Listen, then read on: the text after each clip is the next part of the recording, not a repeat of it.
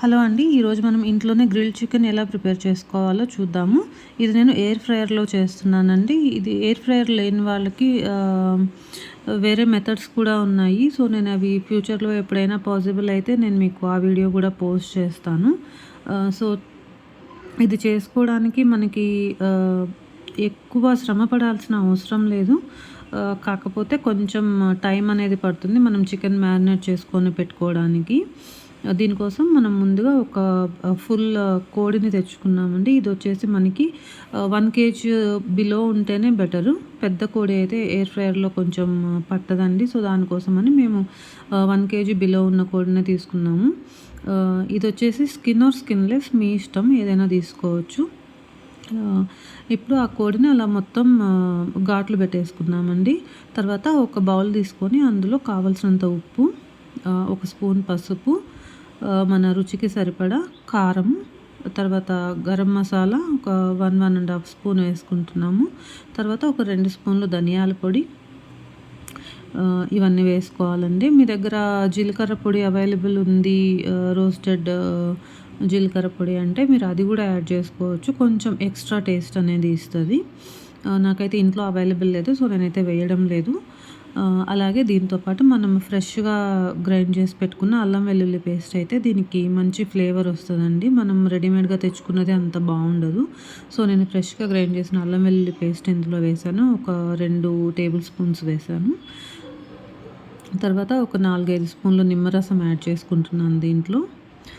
మీరు నిమ్మరసం బదులు పెరుగైనా యాడ్ చేసుకోవచ్చండి, మీ ఇష్టం. బట్ నాకైతే స్పెసిఫిక్‌గా నిమ్మరసం ఇష్టం దీంట్లో, అందుకని అది యాడ్ చేశాను. తర్వాత ఒక half spoon red food colour add చేశాను.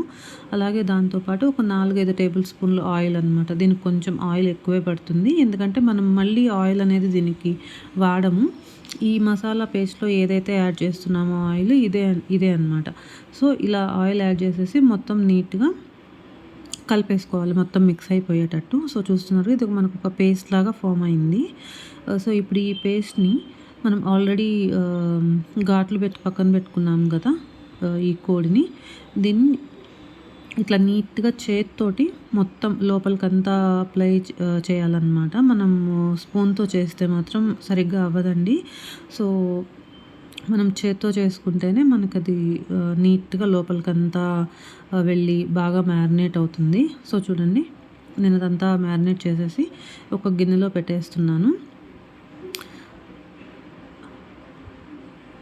సో, ఈ గిన్నెని తీసుకెళ్ళి మనం ఫ్రిడ్జ్‌లో పెట్టేసుకుంటామండి. మీకు టైం ఉంటే ఓవర్ నైట్ అంటే ఫుల్ నైట్ మీరు ఫ్రిడ్జ్‌లో పెట్టుకొని నెక్స్ట్ డే మార్నింగ్ దీన్ని చేసుకుంటే బాగుంటుంది. లేదంటే 4-6 అవర్స్.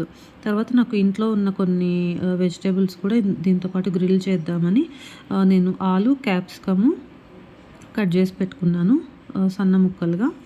తర్వాత కొంచెం కరివేపాకు, తర్వాత అలాగే దిల్ లీవ్స్ అనమాట. కొన్ని 4, 5 పచ్చిమిర్చి తీసుకుంటున్నాను దాంతోపాటు. సో, ఇవన్నీ మనం ఏం చేస్తామంటే కోడిని మనం మ్యారినేట్ చేసి పెట్టుకున్నాం కదా, దాంట్లో నుంచి కొంచెం వాటర్ అనేది గిన్నెలోకి వచ్చుంటుందండి. దాంట్లో ఇవన్నీ కలిపి మిక్స్ చేసేసి ఇవి కూడా మనం కోడితో పాటు గ్రిల్ చేసుకుంటాము. అందుకోసం నేను అవన్నీ కట్ చేసి పెట్టుకున్నాను. మీ ఇంట్లో ఏమైనా ఇంకా వెజిటబుల్స్ అంటే కాలీఫ్లవర్ కానీ, బ్రోకోలీ, క్యారెట్ ఇట్లాంటివి ఏమున్నా సరే మీరు వాటిలో కలుపుకొని గ్రిల్ చేసుకోవచ్చు. చాలా బాగుంటుంది తినడానికి. సో, చూస్తున్నారు కదా, మనకిది బాగా మ్యారినేట్ అయిపోయింది ఈ కోడి. ఇప్పుడు లెగ్స్ ఉంటాయి కదా, ఈ కోడి లెగ్స్‌ని ఇలా ఒక చిన్న దారం తీసుకొని మనం విడిపోకుండా ఇట్లా కట్టేస్తామండి గట్టిగా. ఎందుకంటే మనకి ఎయిర్ ఫ్రైయర్‌లో అది ఫ్రీగా రోల్ అవ్వడానికి స్పేస్ ఉండదు. కాబట్టి ఇది ఎట్లా అడ్డుపడకుండా మొత్తం కట్టేస్తున్నాననమాట. ఈ కాళ్ళు 2 దారం తీసుకొని కట్టేసి ఇలా ఒక టూల్ ఇస్తారు మనకి గ్రిల్ చేసుకోవడానికి ఎయిర్ ఫ్రైయర్‌లో. ఇది అన్ని ఎయిర్ ఫ్రైయర్‌లో ఉంటుందో లేదో నాకు తెలీదండి. మేము యూజ్ చేసేది అగారో ఎయిర్ ఫ్రైయర్. సో, దీనికైతే ఇట్లా పర్టిక్యులర్‌గా ఒక టూల్ అనేది ఇచ్చాడు. సో, ఇప్పుడు దీన్ని మనము ఇలా ఒక సైడ్ నుంచి రెండో సైడ్‌కి వచ్చేటట్టు గుచ్చేసి నెక్స్ట్ సైడ్ కూడా చూడండి ఇలా దీన్ని ఫిక్స్ చేసేస్తున్నాము. వీటికి స్క్రూలు ఇస్తారనమాట. ఆ స్క్రూతో పాటు దీన్ని పెట్టి మొత్తం లోపలికి గుచ్చేసి ఫిక్స్ చేసేస్తామండి. సో ఫిక్స్ చేసి ఇట్లాగా ఎయిర్ ఫ్రైయర్‌లో ప్లేస్ చేసుకుంటున్నాను నేను. దాని కింద ఒక ట్రే ఉంది. మీకు మేబీ కనిపించకపోవచ్చు. బట్ దాని కిందైతే ఒక ట్రే ఉంది. ఆ ట్రేలో నేనేం చేశానంటే వెజిటబుల్స్ కట్ చేసి పెట్టాను కదా! అవి గూడా వేసేసాను. ఇదొచ్చేసి మనము 190 డిగ్రీస్ సెంటీగ్రేడ్ హీట్ పెట్టుకున్నాము. తర్వాత 60 మినిట్స్ అంటే 1 అవర్ టైం పెట్టుకున్నాము. సో చూస్తున్నారు కదా! ఇది ఇలా గ్రిల్ అవుతూ ఉంటుంది. ఈ గ్రిల్ అయ్యేటప్పుడు దీనిలో నుంచి వచ్చే ఆయిల్ అదంతా మనకి ఆ ట్రే మీద పడుతూ ఉంటుంది కదా! ఆ ట్రేలో మనం వెజిటబుల్స్ వేసాం కాబట్టి ఆ వెజిటబుల్స్ అంతా కూడా ఈ ఫ్లేవర్ అనేది బాగా వాటికి పడతదనమాట. చూస్తున్నారు కదా!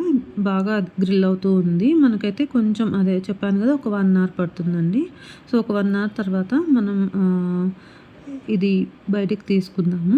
ఎయిర్ ఫ్రైయర్ ఆటోమేటిక్‌గా ఆఫ్ అయిపోతది టైం అయిపోయిన తర్వాత. సో ఇప్పుడు దీన్ని మనం బయటికి తీసుకుందామండి. ఇందులో వెజిటబుల్స్ అయితే నేను కొంచెం ముందే బయటికి తీసేసాను. ఎందుకంటే మాడిపోతాయి కదా ఎక్కువసేపు ఉంటే.